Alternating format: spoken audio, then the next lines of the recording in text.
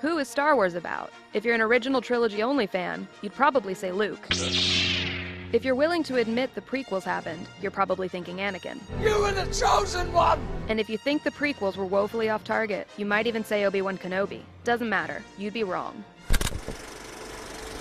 There's one main protagonist for all 6 movies so far. It's C-3PO.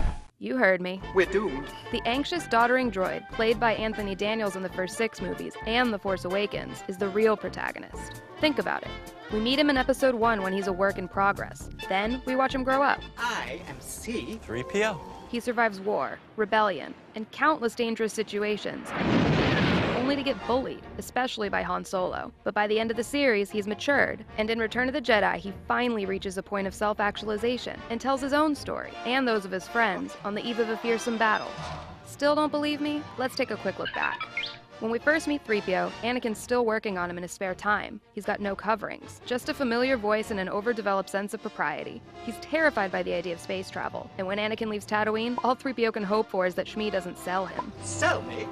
In Attack of the Clones, 3PO is no longer naked. He's still obsessed with etiquette and protocol. It's his primary function, after all, but there's no hint, yet, of the anxiety that plagues him later. Then, in Revenge of the Sith, the Jedi are ambushed across the galaxy after Palpatine frames them for trying to overthrow the Republic, and 3PO and R2, all they can do is stand by helplessly and watch. I feel so helpless. Times are tough, but 3PO's matured into a confident droid. I think I'm beginning to get the hang of this flying business.